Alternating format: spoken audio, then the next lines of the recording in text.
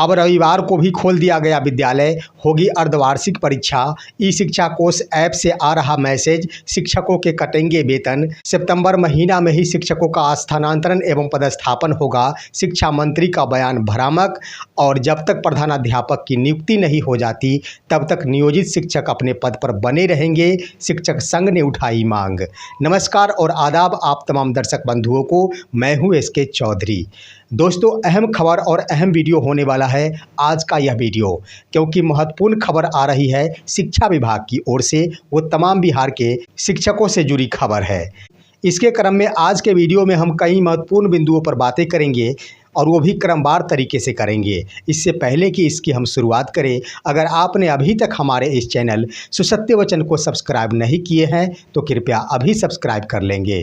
दोस्तों, आइए सबसे पहले बातें करते हैं हम कि रविवार को भी विद्यालय खोल दिया गया है और इसके संबंध में एक पत्र जारी किया गया है, जिसके अंतर्गत 20 और 22 सितंबर 2024 को कक्षा 1 एवं 2 के छात्रों की मौखिक परीक्षा का आयोजन कर दिया गया है। जो परीक्षा पहले आप सभी अवगत हैं कि 24 सितंबर एवं 26 सितंबर को आयोजित थी, उसमें बदलाव कर दिया गया है। अब वो परीक्षा 20 सितंबर एवं 22 सितंबर को आयोजित है। 20 सितंबर को जहां शुक्रवार है, वहीं 22 सितंबर को रविवार है।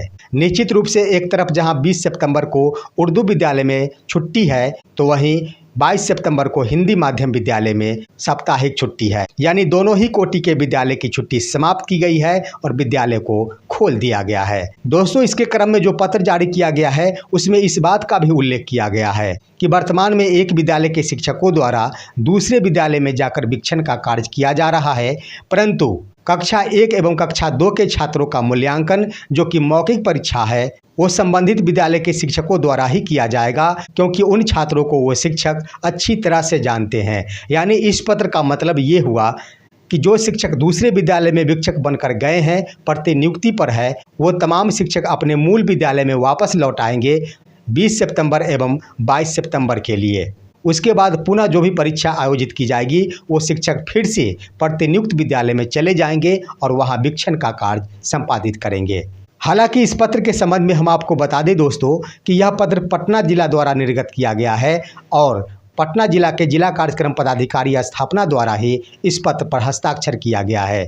खबरें तो ये आ रही है कि यह पत्र सिर्फ पटना जिला पर लागू होता है, लेकिन ये खबर आते ही पूरे बिहार के तमाम जिलों के शिक्षकों द्वारा सतर्कता बरती गई है कि हो न हो किस समय जिला द्वारा ऐसा पत्र निर्गत कर दिया जाए। क्योंकि दोस्तों, ऐसा होता है जब एक जिला द्वारा किसी भी बिंदु पर पत्र जारी किया जाता है, उस पत्र को देखते ही अन्य जिलों द्वारा भी उससे संबंधित पत्र जारी करना शुरू कर दिया जाता है।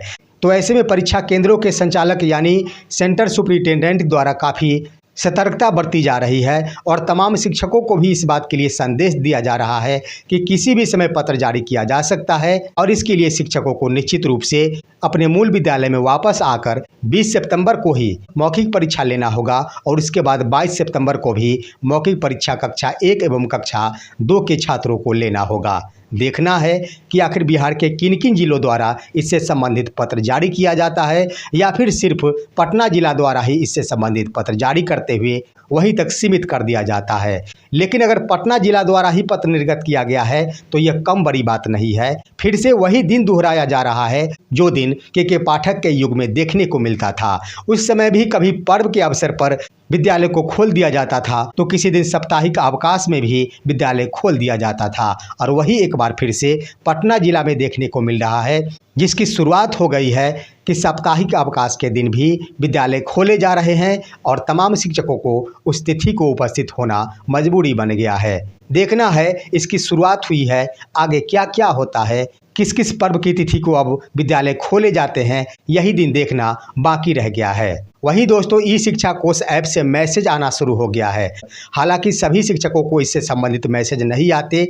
वैसे शिक्षकों को मैसेज अवश्य आता है जो शिक्षक प्रतिनियुक्ति पर है, किसी भी प्रशिक्षण में भाग लिए हैं, उनके द्वारा मार्क आउट के आधार पर अटेंडेंस बनाया जाता है। उन शिक्षकों को ई शिक्षा कोष ऐप से मैसेज भेजा जा रहा है, यानी उन्हें अलर्ट किया जा रहा है कि आप मार्क इन करें यानी विद्यालय में उपस्थित होकर अटेंडेंस बनाए। दोस्तों वहीं इस मैसेज के बारे में ये भी खुलासे हो रहे हैं कि इस तरह का मैसेज शिक्षा विभाग द्वारा लगातार 5 बार भेजा जाएगा और 5 बार भेजने के उपरांत शिक्षकों द्वारा अगर नहीं संभला जाता है तो उनके वेतन की कटौती कर ली जाएगी। सवाल उठता है कि जिन शिक्षकों द्वारा 6 दिवसीय प्रशिक्षण में भाग लिया जाएगा उन सभी को लगातार 6 दिन मार्क आउट के आधार पर ही अटेंडेंस बनाना पड़ेगा, तो क्या उन शिक्षकों के वेतन की कटौती कर ली जाएगी? दोस्तों हम दावे के साथ कहेंगे कि यह मैसेज उन शिक्षकों को भेजा जा रहा है जो शिक्षक विद्यालय से अनुपस्थित नहीं है, कहीं न कहीं उपस्थित होकर अपनी ड्यूटी निभा रहे हैं, चाहे वो आगा खां द्वारा आयोजित प्रशिक्षण ही क्यों न हो, या फिर प्रतिनियुक्ति के आधार पर कोई कार्य क्यों नहीं किया जा रहा हो,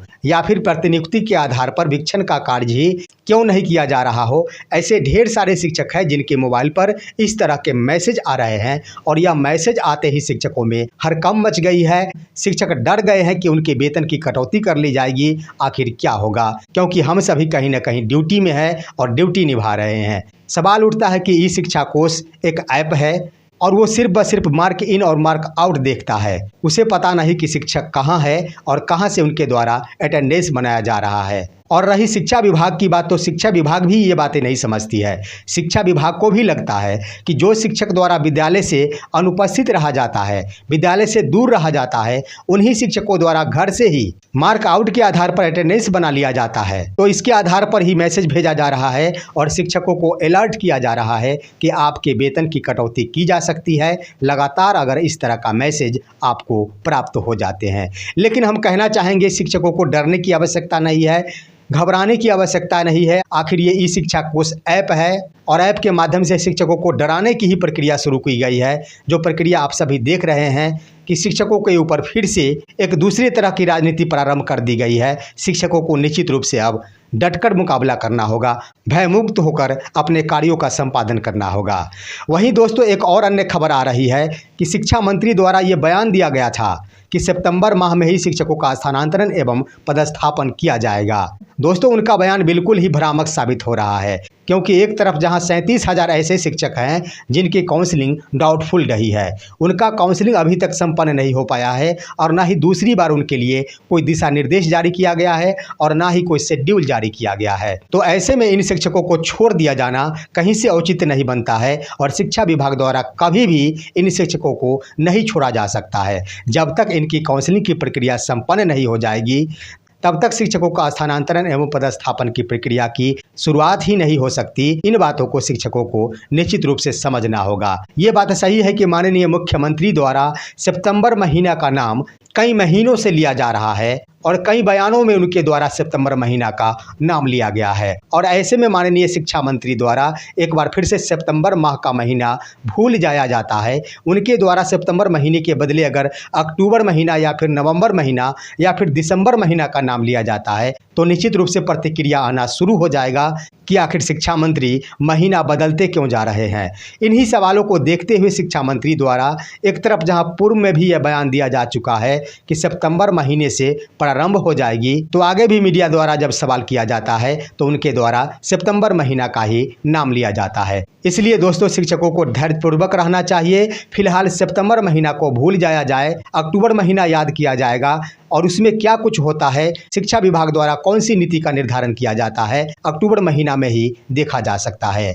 वहीं दोस्तों वैसे नियोजित शिक्षक जो कि प्रधानाध्यापक के पद पर कार्यरत थे और वो मुख्य रूप से माध्यमिक विद्यालय में कार्यरत थे, उनके लिए एक पत्र जारी किया गया था कि उनके स्थान पर बीपीएससी शिक्षकों द्वारा पदभार ग्रहण किया जाए। इसके संबंध में माध्यमिक शिक्षक संघ के द्वारा एसीएस डॉक्टर एस सिद्धार्थ और शिक्षा मंत्री को एक आवेदन सौंपते हुए यह मांग की गई है कि फिलहाल जब तक प्रधानाध्यापकों की नियुक्ति नहीं हो जाती तब तक नियोजित शिक्षकों को ही प्रधान शिक्षक के पद पर या फिर प्रधानाध्यापक के पद पर बने रहने दिया जाए।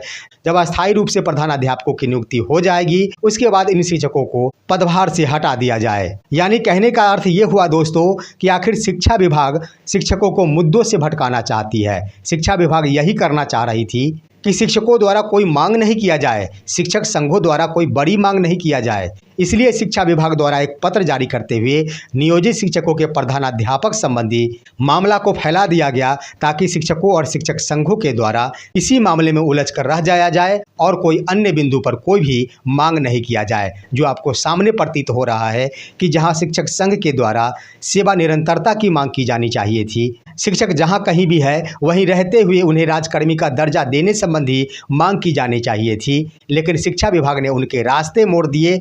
अब ये सभी बातें शिक्षक संघ द्वारा भूल जाया गया है और शिक्षक संघ के द्वारा ये मांग की जा रही है कि नियोजित शिक्षकों को प्रधानाध्यापक के पद पर बने रहने दिया जाए। यही है स्थिति और शिक्षा विभाग की राजनीति। लेकिन क्या करेंगे, ये तो वर्षों से होता आ रहा है और वर्षों तक होते रहेंगे, जब तक नियोजित शिक्षक एक साथ एक रणनीति के तहत अपना कदम आगे नहीं बढ़ाएंगे। फिलहाल आज की खबर बस इतना ही। आप सभी हमारे इस वीडियो को लाइक करते हुए तमाम दोस्तों के पास शेयर करेंगे और अब दीजिए अपने ही दोस्त SK चौधरी को इजाज़त। जय हिंद, जय भारत।